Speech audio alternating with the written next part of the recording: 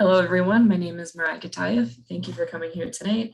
I am the Community Engagement Specialist for the Department of Emergency Management and Security, or formerly known as OEM, the Office of Emergency Management. For our monthly webinar tonight, we're going to be discussing the topic of power outages. But first, we're going to go a little bit into the background of what the DEMS organization really is. So again, welcome. Glad that you're here. We're always happy to see members of the community taking an extra step to make sure that they are prepared and safe. The goals of this workshop is to create awareness of meaningful actions Fairfax County residents can take to prepare for, respond to, and recover from emergencies, and increase resilience to all types of threats and hazards. So the goal of this workshop is not only just to do blackouts or losing power outages, but really just to change the mindset of emergencies and increase people's understanding and awareness of situations before they happen. Just to give you an idea of what we're going to be going through tonight, Module 1 will be training and background.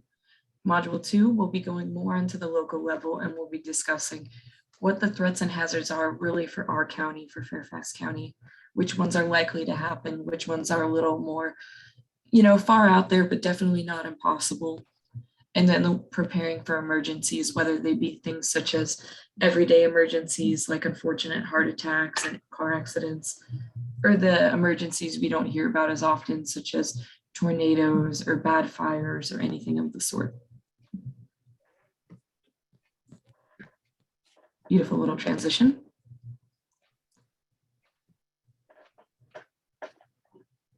So first, let's talk about what it means to be resilient. Resilient can mean a lot of different things in a lot of different fields.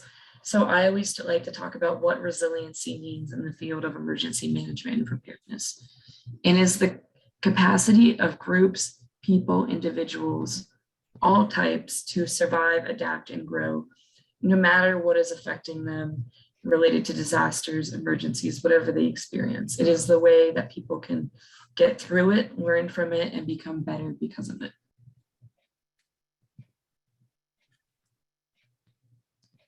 And that's what our job at Ready Fairfax is to make sure that we can coordinate all hazard mitigation response. We can teach residents and educate them on Fairfax Alerts, our wonderful community texting and email system, and just making sure that everyone is in the know so that when emergencies do happen, we are ready and people are not, as we're talking about power outages, left in the dark.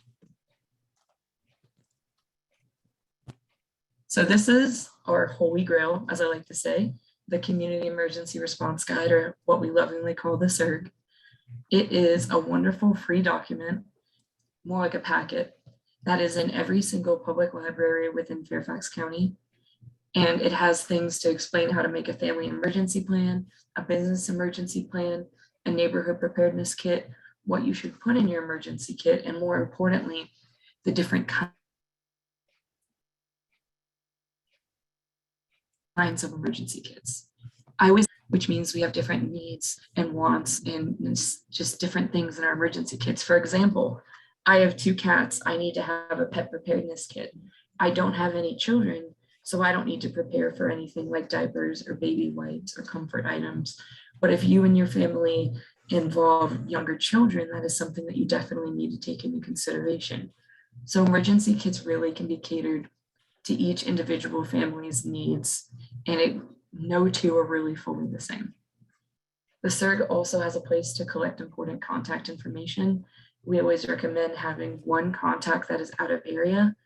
And the reason for that is if there's a geographical, disaster, whether it be a tornado, earthquake, hurricane, it's good to have a contact that everyone can reach that will likely not be affected by that kind of emergency. So, or it can be your place to evacuate when it is time to get out of that area before the emergency strikes. And we'll be going more into that on how we can learn what to do before, during, and after an emergency. And if you ever want to get involved in volunteering, we're going to talk about all the different opportunities that Fairfax County has for you to be a part of it. So these are our other lovely projects that we have right now in the DEMS office. Our Business Disaster Resilience Guide just came out. These are all new.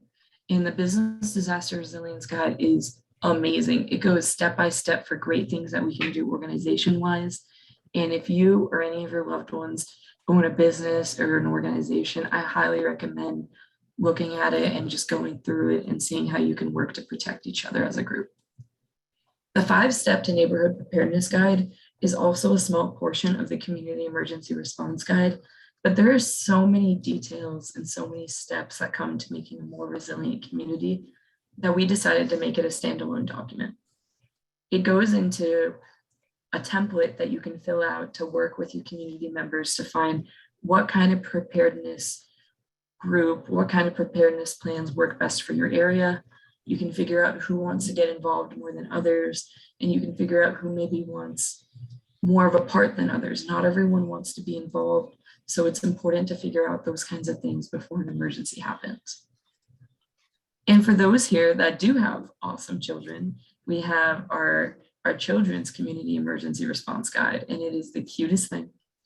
It has a bunch of coloring pages and a bunch of children-friendly language related to hurricanes, tornadoes, fires, and other kinds of disasters. It explains shelter in place in a really friendly way.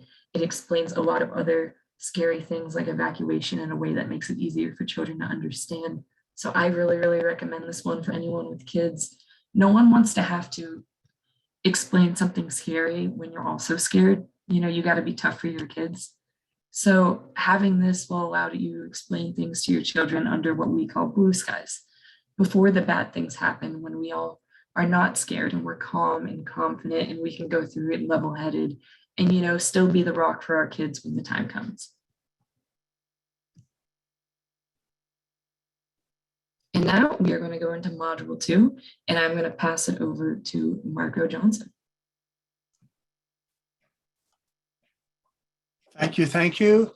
Welcome. It's good to be here with everybody today about the threats and hazards and things that we're learning about for Fairfax County and what we have and how we're going to talk about these things and what they mean to us. How to prepare before, during, and after. Marco, you are not sharing your screen. I can share if Whoops. you'd like. No, I was having too much fun all by myself there. Okay, good. Is that better? Is that the right one? Remembering the past is what we are seeing. Okay.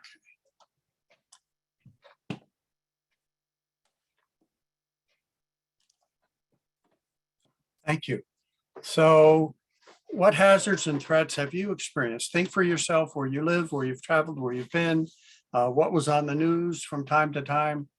What kind of hazards can you think of? Has anybody had any experience with any snow or ice lately? Think about what we've had here in January a few weeks ago, and think about how many thousands of people in Fairfax County for quite a long time was out of power because of ice and snow. So think for yourself. Think in terms of what can a flood do? What about hurricanes? And what's a tsunami? Where do you live to have tsunamis? And what about earthquakes? Do we have earthquakes in Virginia? Yeah, we had some. Wildfires, landslides, yes. Erosions, pandemics. What did you do? Think about when these hazards and threats were coming by. Fortunately, some people were inside nice and warm and they had everything they needed. Did you respond? What did you do? What key lessons did you learn? Many times we think in terms of preparing for emergencies as before, during, and after, when it happened, what we're in here, and I'm stuck in my car. I'm not by anything that I thought I had, but what did you do? Many times during and after, you start to think of, here's some lessons learned. Here's what I can do to mitigate. So that's how we're going to talk about tonight, and think in terms of how we can be more resilient and help ourselves and think about what we need to do before, during, and after.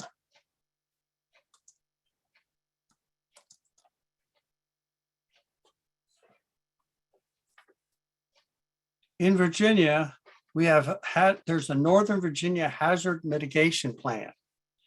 And there are different sources that are used to come together across our region and our area and our partners so that we can identify the hazards in this whole Northern Virginia region.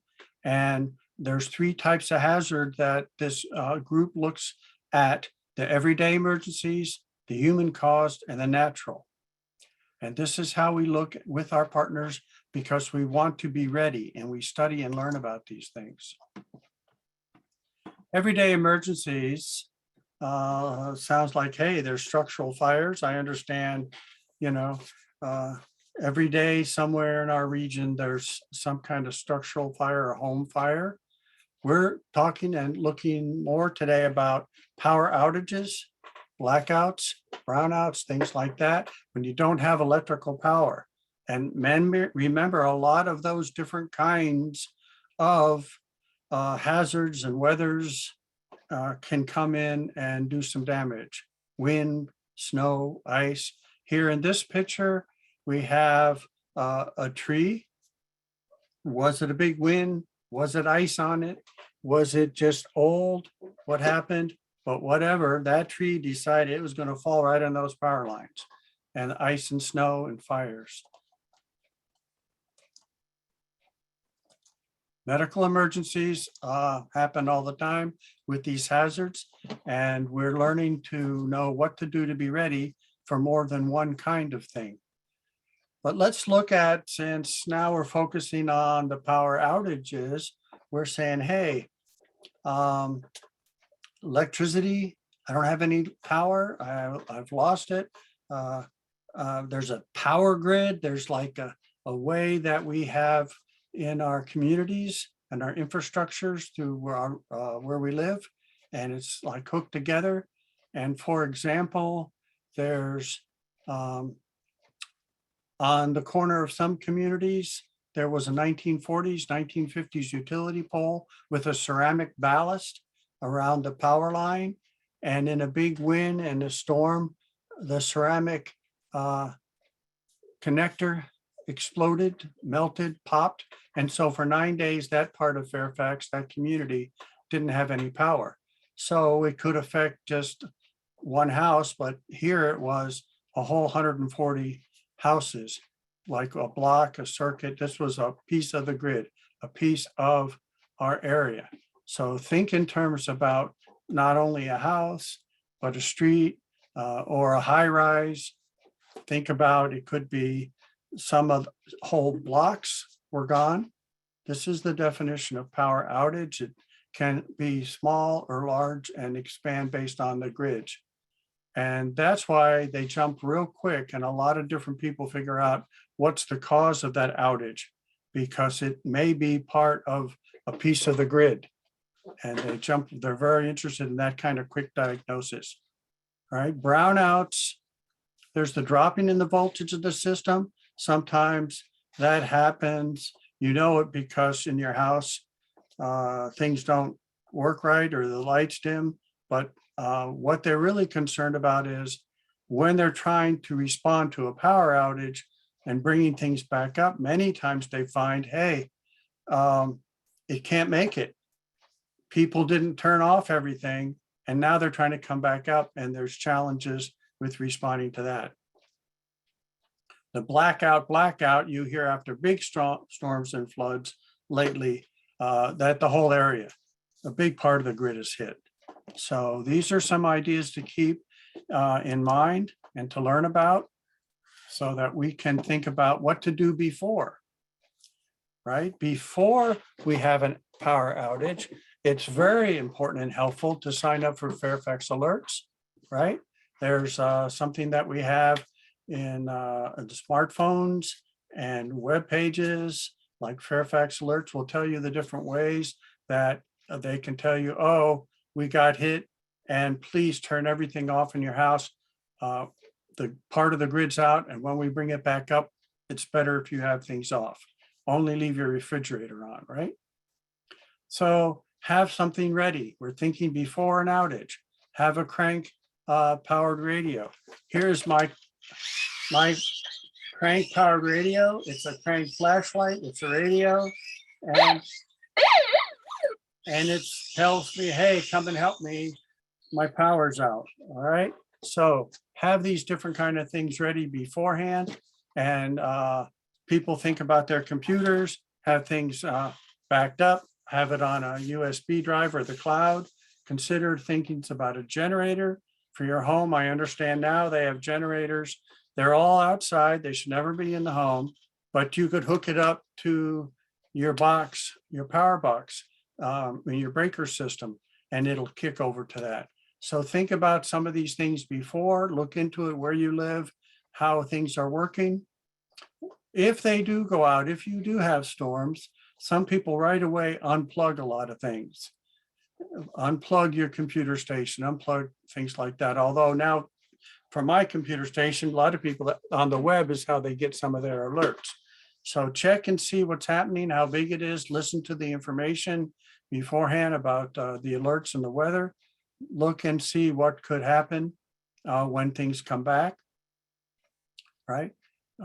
This is a challenge. How many people do you know only have a cell phone? Some emergency preparedness people say maybe it was still good to have some kind of what they call a landline or something physically at home. Cell phones, I have a solar charger. I have a backup battery pack that's sitting by my workstation. There's different things to think about for us to have before power outage. What kind of battery backup are you having? If you have a sump pump, do you have a battery backup? Like there's something like a car radio and a little kit that goes on your sump pump when the power is out, so your basement doesn't flood. Okay. If you are saying, oh, I was going to get ready, but now you're in the middle of the power outage, guess what?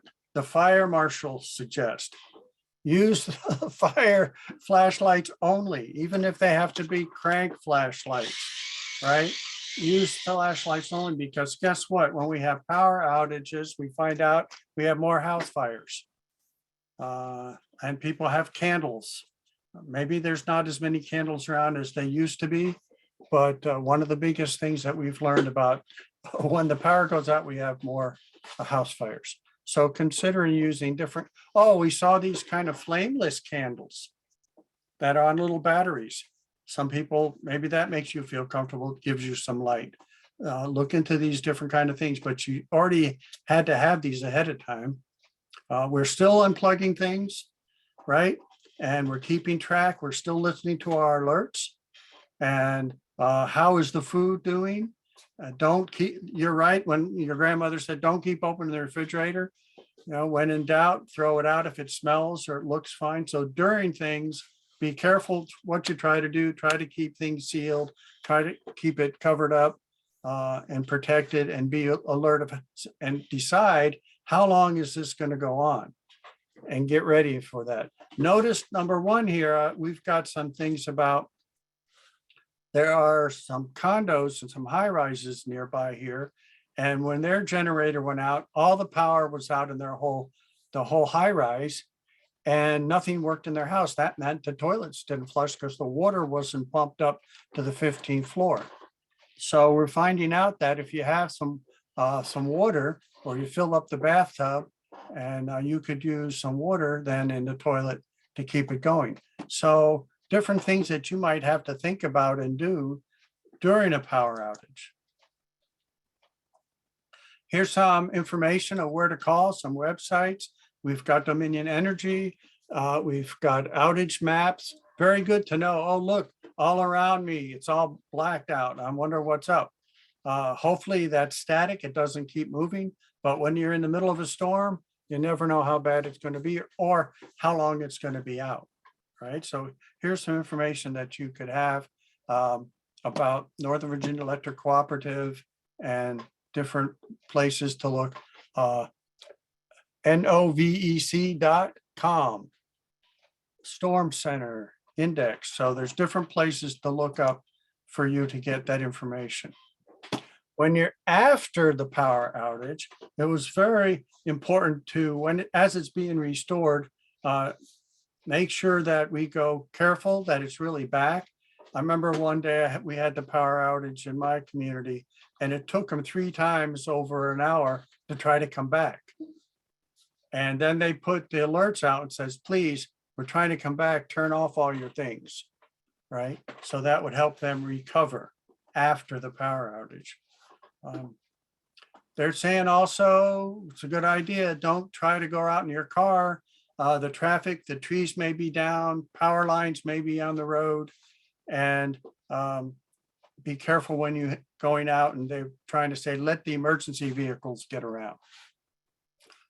We also say after, it's been a long time, and if the temperature got over 40 degrees, be careful what's in your refrigerator, right? And how long it's been, over 2 hours, things like that. So learn what to do after, and make sure your food is okay, but keep checking that you don't turn everything back on all at once.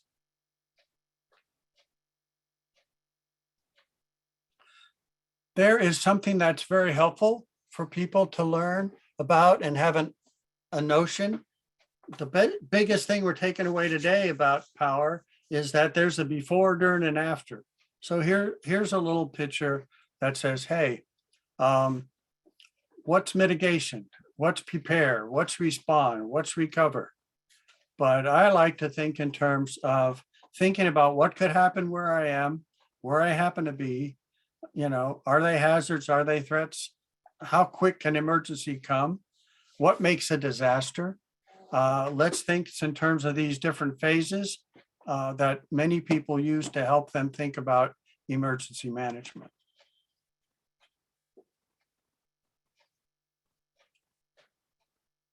I'd like you to think about some words now that mean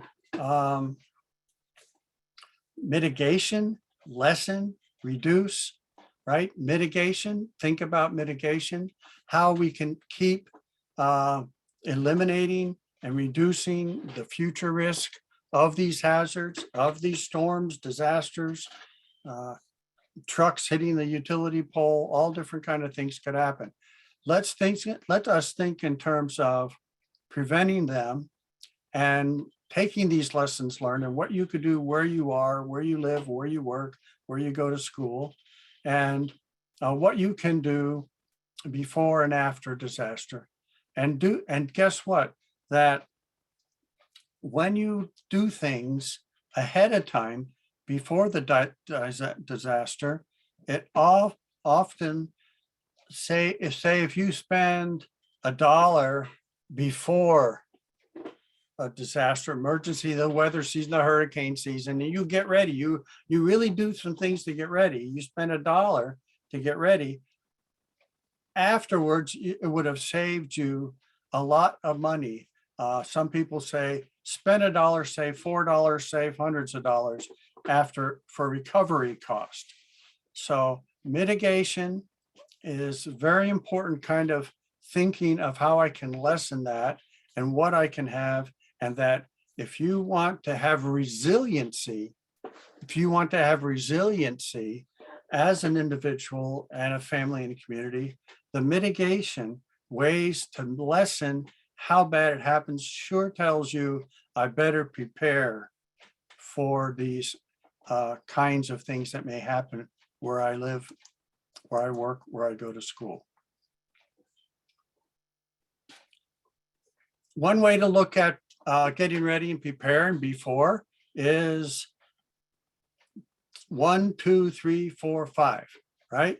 Create the plan, practice the plan, make, build, buy, assemble a kit so that you could go, you could stay. What do you need if you have to go? What do you need if you stay? How do you be informed? Well, you have your crank radio, right? You have your alerts. You know what news to do to stay informed, and you get involved and being ready and sharing ideas and things. So I think it's important that when we're doing these things, we build these plans. We think of what could happen where I am. What if the power went out? Now, I did find out from one of my colleagues that, hey, they were always, nothing happened to them. In a hurricane, it was the house down the street. In a fire, in a flood, when the power went out, it was the other neighborhood. I says, well, what did you do? And he said, well, we turned off the power for a one day on the weekend, like a Saturday, and we made believe we didn't have any power. And we saw, what did that mean? Were we able to recharge our phones? What could we do? How were we going to be informed? So practicing, making a plan, and then practicing the plan is very significant and very simple thing to do. And remember, for every minute you spend before an event, every dollar you spend, you get big returns afterwards. So I think it's very important to, by staying informed, these Fairfax alerts. We have something called the Functional Needs Registry that you could find out about, where you could call in and let people know that there's some functional needs. And then when they come to your location, they'll know that somebody's in there with a wheelchair. You could learn about that, right? And find your favorite weather station. Have you ever watched TV or something, and then it makes a loud noise, beep, beep, beep, and then across the screen, this is a emergency broadcasting system test. So find out what TV stations, find out what cable stations, find out what radio.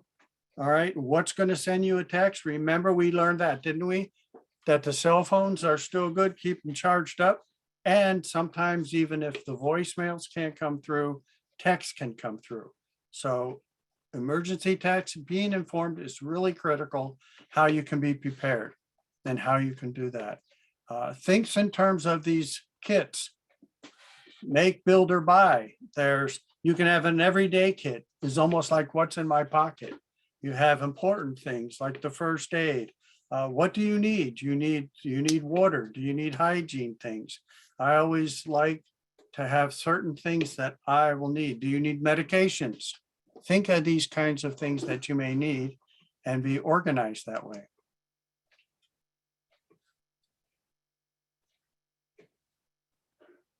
Preparing and preparing and preparing. Fairfax alerts. Fairfax alerts. Guess what? We want to be informed. We want to do all these different kinds of things. There's an emergency preparedness newsletter that you can ask Fairfax for. There's the follow at Ready Fairfax on social media. There's things in terms of putting a health profile, like on your phones and so forth, where you don't need a password, but inside your phone, there's your contacts. And I think there's pretty much every phone, even if you have an old phone that's not on a phone line, they took out the chip, whatever it's called, the thing that makes it a phone. Every computer, I think, is still supposed to be able to send out a 911 call. So thinks in turn, how can you be informed? What are the ways you can do that? Remember, we have our NOAA radio right here, my crank radio. I can listen to my NOAA radio and my weather bands. I can really be organized, and I can have different sirens and things depending on where I am, if down in my boat. So just thinks in terms of keeping yourself organized with these newsletters, and go to Fairfax County Emergency Management, and there'll be some things in there for you. All right. What other things you can think of for yourself? What do you think? What do you think? Go ahead up and keep track of them.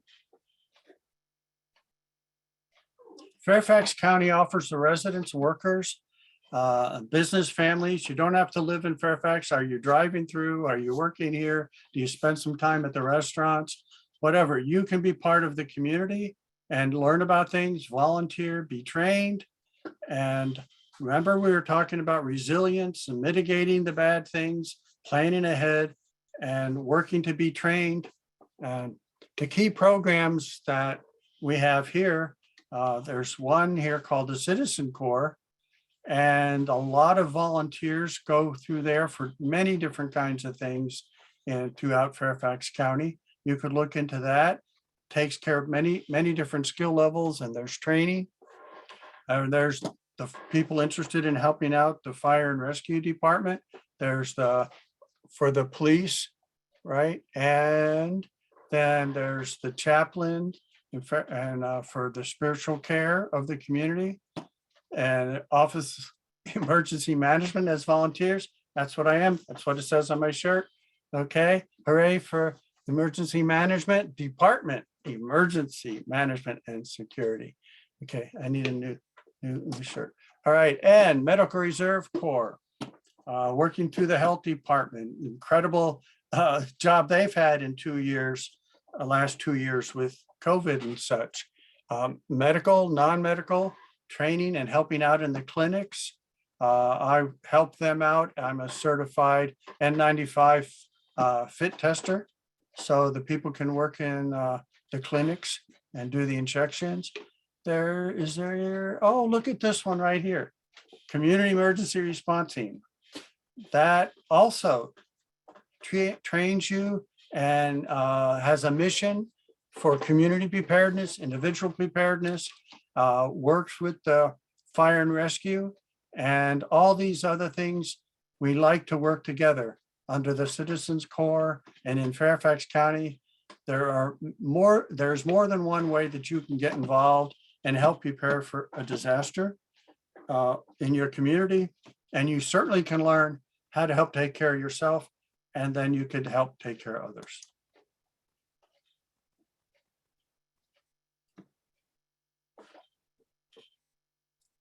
When it becomes a life and death situation, we're ready for a response, and you have to act quickly.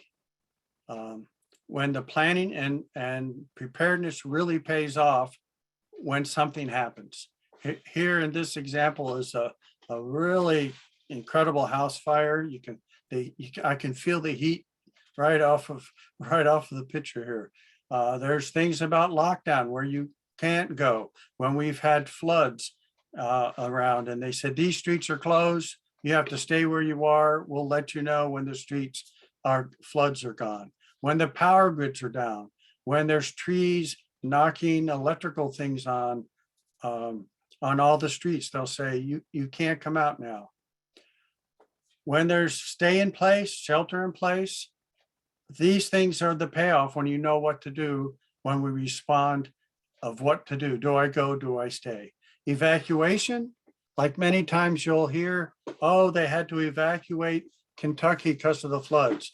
Somewhere in the Midwest, and they had all the high winds. Then they had 240,000 acres of fires in Northern California, and a whole town was evacuated. And they were told where to go, how to go. Have you ever seen a street sign on a road you went to and it said, snow emergency route? Don't park your car there if it snows or whatever, that car will be bulldozed or snowed away. And then I think when I go around Fairfax, there's down by Huntington, down by the Potomac, there's signs and said, this road floods, and we've had places that flood. So the response, the planning really pays off to be prepared for these kinds of things. It helps you know what to do to go or to stay, and what to do if law enforcement, for the safety of everybody, says you can't go or you can't stay. They'll help you decide.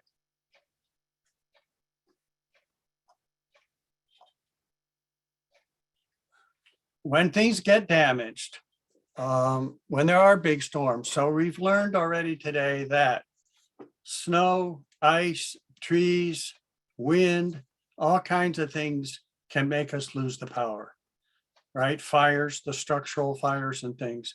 More than one of these hazards, disasters, weathers, man-made, whatever, can knock the power out. But when we recover, it may take days, a long time, months, years, depending on what happened. At this picture right here, I think that's gonna be a long time for somebody goes in that building again, right? It's pretty damaged, right? In big disasters, sometimes if there's like a whole building or a whole business, it often creates the unemployment. We get really concerned with, can we get back to work. Sometimes then the social services go up. It's where these relief and recovery organizations come in to help you. But remember, when we're trying to say, can I get back into my house? We want safety first. We start to clean up. I've worked in some shelters where the client was in a shelter for 4 months because his house had melted and 243,000 acres in California were burning up. And the clients just still wanted, well, can I get back to my house? Well, it's melted, it's gone. And the health department says your whole property is contaminated, toxic. You can't even walk in your yard, and we have to cut down the trees because they're all burnt and falling over. So guess what, guys? You may not get to return to that normal very quickly. So by the planning ahead, already having inventories of your papers, what kind of insurance can you get if you live in an apartment, a condo, a house, a high rise, a garden type? Learn about already your insurance, right?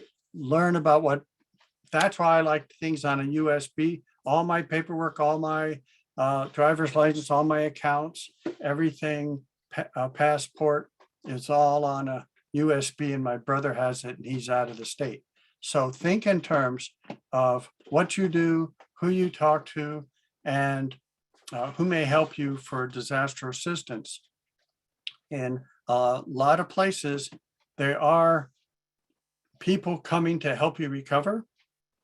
And the resiliency of the businesses and the people in the homes is very dependent on the organizations around that have prepared and planned. And I think it's a good thing that we're living where we are in our community, with our whole region is planning for many kinds of disasters, and will help us also have the recovery portion. Safety first, safety first. Kind of hard to think safety first when you want to run back into your house when you've been told you're not allowed in there. There's structural damage because the power outage and the fire, and there may be the power's back on now, but their wires might have been loose and live. So there's the live power lines. It's dangerous to go back in. That's why it's good to, when there's recovery organizations, they have people who know what to wear and how to go into, and they'll say, okay, I'll help you go back, or we'll go in your house, into your room, and see if we can get that fireproof box for you, but it's not safe for a regular person to go back in. The power lines, the gas leaks, right? And the things like I told you, my friends in the wildfire, their whole house, their car melted. You can't go, there's no safe way to get around that things until the health department and the officials tell you it's can. Guess what may happen to the water? Power outages, no electricity, water can get contaminated, molds, toxins, and different kinds of things like that. So we're being careful, we're learning about things, but also when we start to recover, it's good to make your notes about what you learned and how to get ready again. So Now, thank you. Here we are. Any questions, let us know. Thank you. I turn it back over. thank you so much, Marco. Marco is one of our superstar volunteers, as we like to say. And I just wanted to say, thank you everyone that either is here right now or chooses to watch this recording. An ounce of preparedness can really result in a pound of care and a pound of better results. So we really, really appreciate all the small steps people choose to take. It doesn't have to be one big thing at a time. Your emergency preparedness kit can be a couple items here and there. It doesn't have to be expensive. There's a lot of things you can get at the dollar store. So next month in March, we're really going to get into flooding. It's important to talk about flooding before the spring season really comes. And you might think that that might not be an issue for me. I live in Fairfax County. Well, actually, there are multiple levees in Fairfax County. There are multiple places where we get flooding and where we almost expect flooding to happen in Fairfax County. As Marco mentioned, Huntington as a place that floods. They just got a new levee to help with that. So flooding is a real issue in this area. It is not a far away idea because we're not on the coast. And again, if you could go one slide, please, Marco.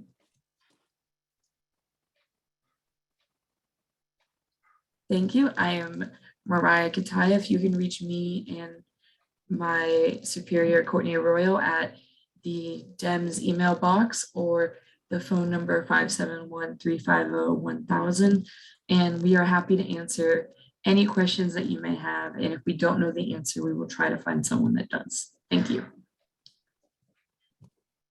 Thank you very much.